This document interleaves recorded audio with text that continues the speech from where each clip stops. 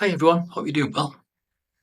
Do you remember when Dave Grohl made the announcement and he said that anybody who wants to come and see a Foo Fighters show had to prove their vaccination status? Do you remember him getting quite vocal about that? Do you remember the demonstrations? Do you remember the people protesting, saying, why is that necessary? Why can't we go and see our favourite rock group without having to prove our status? But he was really, really vocal. He was really sort of angry, on point, about not letting anybody in who was unvaxxed. Was he, at that time, an establishment tool for BlackRock or the globalists? Could have been, couldn't he? He could have been doing their bidding. I mean, this is what they do. If they're trying to force something new on the world, they have to have their people do the work for them. And it's usually someone that people admire. So it could be people like Taylor Swift, it could be a film star that you've liked for the last 20 or 30 years, and BlackRock and the globalists, they'll use these people to push a new agenda. Well, in hindsight, don't you think that Dave Grohl should apologise for being so hard at that time?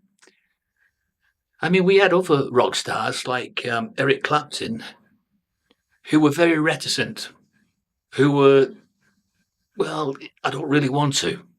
I think, if memory serves me right, Eric Clapton had one injection and was very ill. And I don't think he had his second one after that. I think he just thought to himself, no, I can't go through that again. But Eric Clapton lost a lot of friends at the time, didn't he? There was a lot of his celebrity chums and fellow musicians who just didn't pick up the phone to him, who just completely cut him off.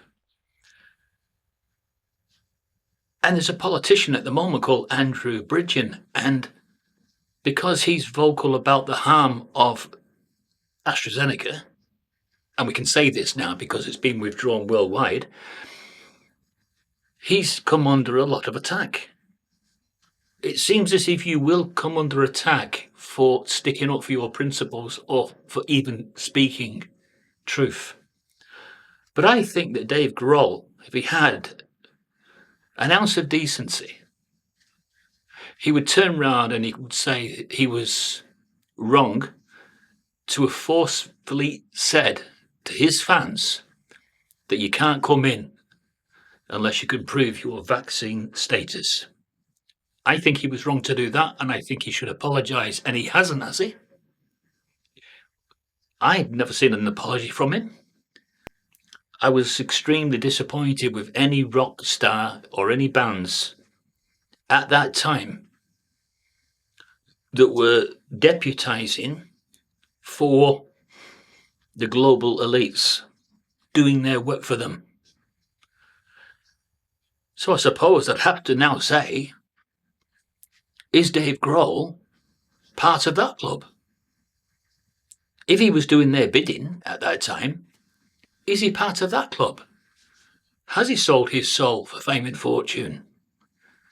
And so he was doing his civic duty to his globalist masters and forcing people against their better judgments to take something that hadn't been fully trialled.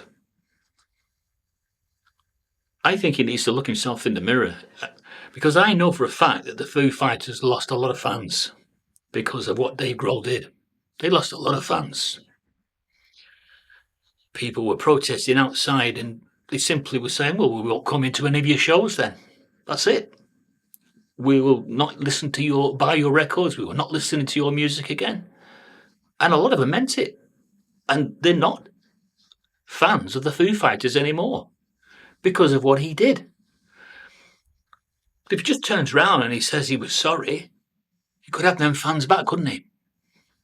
Because probably people will sort of forgive and forget. And they'll start supporting their favourite rock star again. But whether I will or not, I don't know. Perhaps I won't. You know, I think it was quite serious what he did. I don't think he should have done it. And someone that's doing something similar at the moment is that Robert De Niro. He's a globalist establishment tool, isn't he? I mean, or is he an establishment bell end? Yeah, he might be an establishment bell end. Well, it's a tool of a kind. That's what he is, anyway. I'll see you again.